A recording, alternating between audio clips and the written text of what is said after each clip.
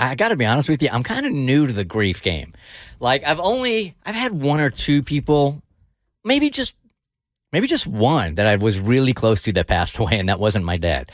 That was my mentor and one of my best friends, Kid Craddock, that I really mourned. But outside of that, when it comes to mourning, man, I got a strange attitude about it. I don't know if it's a numbness. I don't know if it's a trying to keep the emotions out and not break down. And I don't know what it's toxic maybe.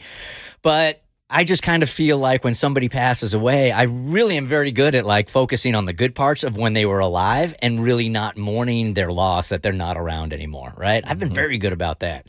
Kids was a little different. And my friend Jason, who passed recently, has really been haunting me. We weren't as physically close as Kid and I were years ago, but Jason and I shared a lot of like intimate texts, and conversations about a lot of different things, and we were really 100 with each other. So it's one of these friendships where you don't got to see them face to face every single day, but you're always thinking of them, and then when you reconnect with them, it always just feels right. You know what I'm saying? I do.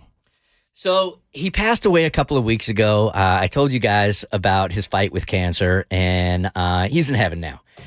And his death has been haunting me, really haunting me. And I've tried to figure out why, and I think I know.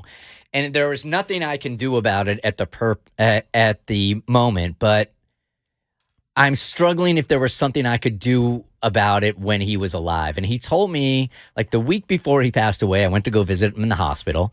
And because he'd gone through so many different things, like at one point or another, I think the doctors were telling him like they literally put it out there as a number, like you have a 13% chance or an 18%, maybe it was 9. It was a 9% chance of living past a couple of months, right? So, and he way outlived it, right? And he went through so many different treatments and did so many things to beat this thing that when I went to go visit him, and he wasn't in great shape, he said, you know what? I am not leaving here until I find my purpose. I don't know what my purpose is, Bert. I don't know why, you know? And as somebody that's been around him for the last 20 years, like I could see all the people that he touched in so many different ways at his funeral, all the police officers that really felt like he was a brother, like deep, not just because they're in the fraternity of being in the police, but a deep connection, the connections he had with his friends, everybody he was involved in, the kids that he hung out with on Bert's Big Adventure, his own kids and his own wife. And the fact that he said that he did not know what his purpose was and he wasn't leaving this earth until he knew, and then 1 week later left, has haunted me. And I've wondered what I could do to make it more clear to him before he passed to give him that sense of purpose. I said to him before I took off, I sent him a text and I said, if there's anything that you want said, the one thing that I can offer is my voice on the radio / your voice on the radio.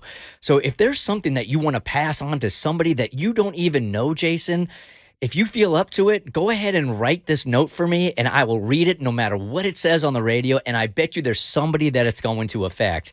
And he never got to it. He was fighting it. He was tired and never got to it. So I know I couldn't control the situation of him not feeling like he had that purpose, yet it's really, really bothering me that I couldn't be part of a solution to make him feel more at peace before he left.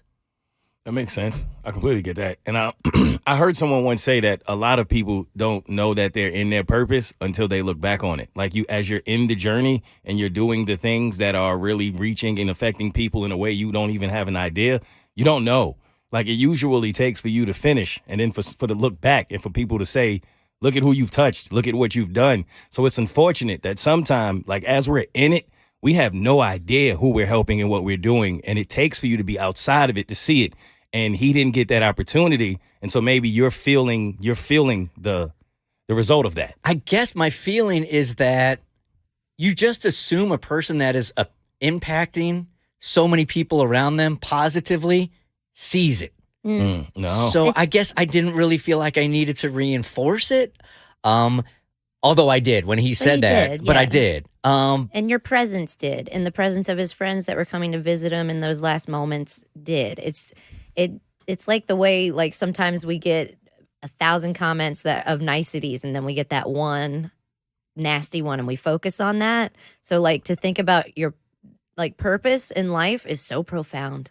And I hate that he was lying in that bed saying, I don't know what my purpose is, when he touched so many people. But He was living it. if people, Yes, they don't, right? you don't realize, you don't appreciate it in the moment. But I bet in those final days when he saw how many people were bending over backwards to get there to see him, I that probably gave him a sense of purpose. And then if you believe in the afterlife, I mean, funerals are for the unfinished business and to celebrate the life of the person, to mourn the loss, but to celebrate the life. So if he got to preside over that and see how many people were there and affected by him, then he felt that. I'm just really curious for you guys. Like, I feel far removed from this because if I die tomorrow, I really feel like I knew what my purpose was.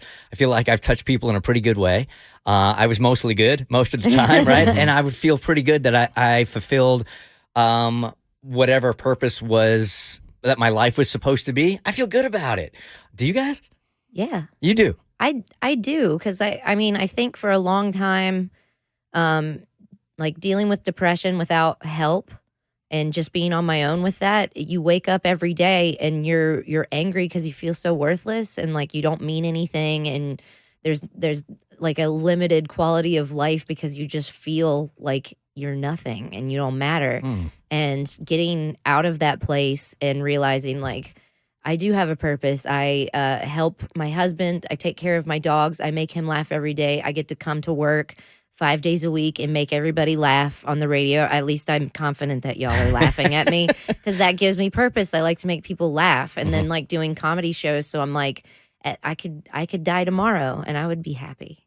I'm getting there. I'm definitely not completely there. Like for a while, when I would get messages from people saying how I'm helping them and I've helped them in situations, I didn't feel like I deserved that. Like I'm like, why do you feel like I helped you? I didn't do anything. But sometimes that's just it. Just doing the best you can every day with your own issues and your own vulnerabilities and insecurities. You really don't realize how many people you are truly helping until you're forced to see it. So no, most of the time I don't realize the impact I have in the help that I'm doing and the good I'm doing. Okay, so here's where I'm going with this, and then we'll wrap it up because I didn't want this to be all morbid for this long.